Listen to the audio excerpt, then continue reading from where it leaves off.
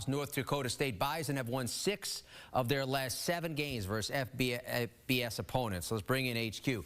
College football analyst Chip Patterson and Brian McFadden. And gentlemen, last year they started 3-0, averaged more than 41 points a game, finished with 8 losses in 9 games, where they averaged a shade under 24 a game. In Deion's first season as coach, there was again a host of roster shuffling. So can they not only get off to a quick start this year, but also sustain the entire season with this new look team? I'll start with you, Chip.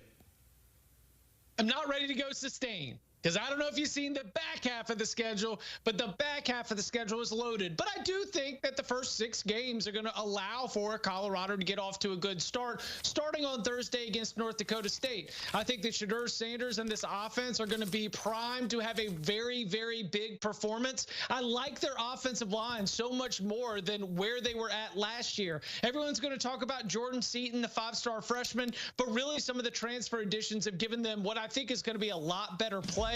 You throw it in with the kind of wide receivers and what we know Shedeur Sanders can do. I think that the offense is going to have a tremendous game against North Dakota State, because North Dakota State, remember, lost its head coach. Now, what did the head coach do? He left to go be the linebackers coach for Lincoln Riley at USC. Now, that is not always a position that is going to be filled with glamour, though it is in Los Angeles, because we're talking about Lincoln Riley's defensive staff. I just think that we have to downgrade North Dakota State from the program that it was when it won all those other FBS games, and I think we got to know that Colorado wants to start hot. So, yeah, I think that Colorado's in a good position to get off to a strong start for the first 5-6 games of the year, but then I do think there's a reckoning coming at the end of the season. Look, I'm going to touch on that as well. With that being said, I mean, he's right. The first 5 to 6 games, that could possibly help them, though. If they can get a little win streak going, let's just say they win 5 out of those 6, even if they will go 6-0, you know what happens with the team that's on a streak like that. We're talking team chemistry. We're talking, you know what I'm saying? We're talking about brotherhood. We're talking about it builds such a strong bond. Everybody's playing happy. Everybody's excited. Everybody's playing hard. You know, it's nobody's happy when we're losing.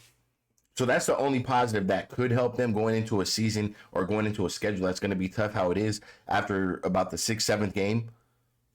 So I would like to see how we're going to come off into a tempo, I guess you should say. How are we going to set the tempo? It's going to start today.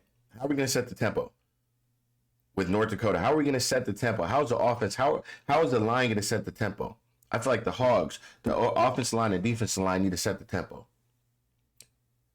And Shedeur, I know they're going to throw the ball this year. They got weapons on the outside. They got a couple good running backs. So I'm hoping they can find a balanced offense, but I know that I know they're going to look to throw the ball this year. I think Shedeur had 427 pass attempts last year. I know they're going to throw the ball this year. Trust me. So I'm excited for it. Yeah, Chip, I agree with you. I think this is a great opportunity for Colorado on a national stage to really showcase a full level of high-level play for 4 quarters. And you talked about the concerns of the offensive line. Heck, they can't get any worse, right? That offensive line was atrocious a year ago. But one thing we learned when you look at how bad their offensive line was, we learned that Shedeur Sanders was the toughest quarterback in college football, because he stood there and he just embarrassed so much physical contact from opposing defensive linemen. So the offensive line should be much improved. The same thing could be said for the defensive line as well, that had issues stopping any opposing offense rushing game. So when you look at the talent, which will be in favor of Colorado, right, this is an opportunity for Colorado when you look at the atmosphere, the environment, to have all the leverage when it comes to momentum. And they have a top 5 NFL prospect at the quarterback position. That right there should guarantee you at least 20 points just coming out of the locker room. So this is an opportunity for Shedeur Sanders to put up video game-like numbers, and for them in totality as a team to be able to dominate, especially in the trenches. So I love Colorado in this spot. I'm right there with you, Chip. When you look at the talent, when you look at Shedeur Sanders, oh, by the way, Travis Hunter as well, one of the best athletes in college football. They're going to have a nice game tomorrow against North Dakota State. Yeah, if you watch one too many. Before he gets going 100%, they got weapons. Shedeur, behind this offensive line, I expect him to have 500 attempts this year in the air. Travis Hunter, both way player, 2-way player, One of the best athletes, as stated, in college football in general, in college sports in general. The kid is an animal. Probably another top 5 pick for the draft. So they have 2 top 5 picks probably for the draft this year. If not top 10, for sure. So I'm just excited for the year. I know there's been a lot of talks. I know there's been a lot of rumors spreading, a lot with Dion and a lot of networks and stuff like that. Him not wanting them to cover him and doing press. But I'm just excited for the season. And with all being said, Colorado's going to have to come and prove everybody wrong. Straight up. Many times last year, that porous line had Sanders dropping back some 20 yards on dropbacks to pass the ball. They are laying some points in this one. The spread is 9.5. The Buffs laying with a total at 58 and a hook. Colorado was the most heavily bet side of any team in week 1 after they went 1-2.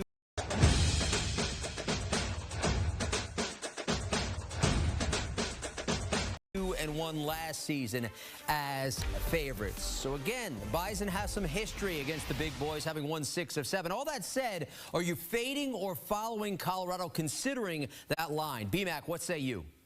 You know what? I'm going to follow the line, Jim, Chip. And the reason why, Chip, you gave us a cool nugget.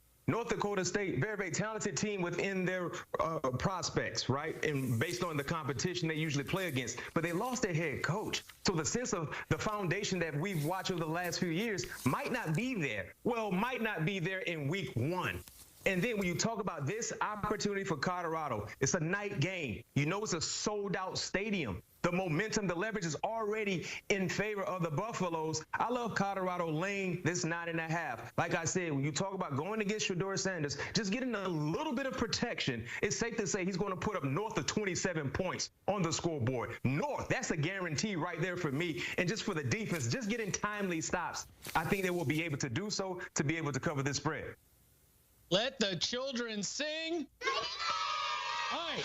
So, BMAC hinted on something that, by the way, I am absolutely following here. Yeah, I'm also laying the 9.5. I think this is a double digits win. But I think that what we see with the offense is going to be the thing that's going to be the bright lights, because this is a Colorado staff that wants to be able to set up Shedeur Sanders to have the best season possible heading into the NFL draft. I think Colorado team total is another thing that I'd be circling, and I'm certainly comfortable with laying the 9.5. So BMAC, I'm right there with you. I think that the Buffs are threatened only by the mystique of North Dakota State. I think when it comes down to just actually North Dakota State gets off the bus, they're not as talented and they're not as athletic. So I'll lay it with Colorado.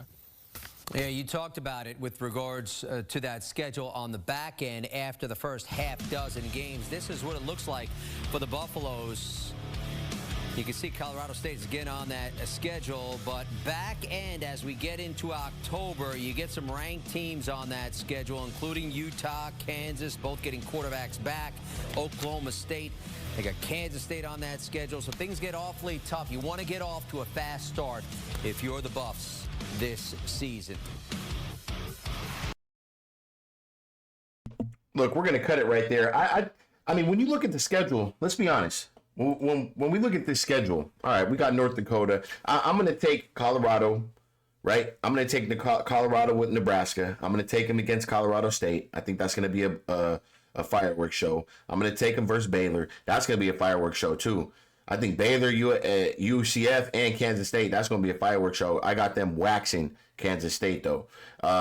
Arizona, I got them waxing. Cincinnati waxing. And then Texas Tech, Utah, Kansas, that right there, those are going to be the games right there. The Cincinnati, the Texas Tech, Utah, Kansas State, Oklahoma State, I don't know. I got them popping them too. That's going to be a good game. Very good game. Oklahoma is very athletic as well. Very fast. All these teams you see right here, 1, 2, 3, 4, 5, these are very good teams. So that's going to be a show out. I'm excited, man. I'm excited for the season to start. I know you guys are excited. Look, game day, we'll be covering a lot of Colorado. We'll be covering a lot of college football as well. We got a bunch of stuff already up on the channel. Make sure you guys check us out. Look, if you're new, check out our other channels as well. I'll leave some links down below. Make sure you guys smash that subscribe button. Let me know what you guys think about the game today. What are your predictions? Who are you guys going to take? I'm also going to be dropping some picks here and there. And Yeah, man, here and there. The picks, it's one of those things where, I could go on the roll, and then one time you guys just get on my head. I'm not, dealing with that. I got so much content going, stuff, and I'm just not going for it, bro. I'm not. So I'll catch you guys on the next video. It's your boy. I'm out.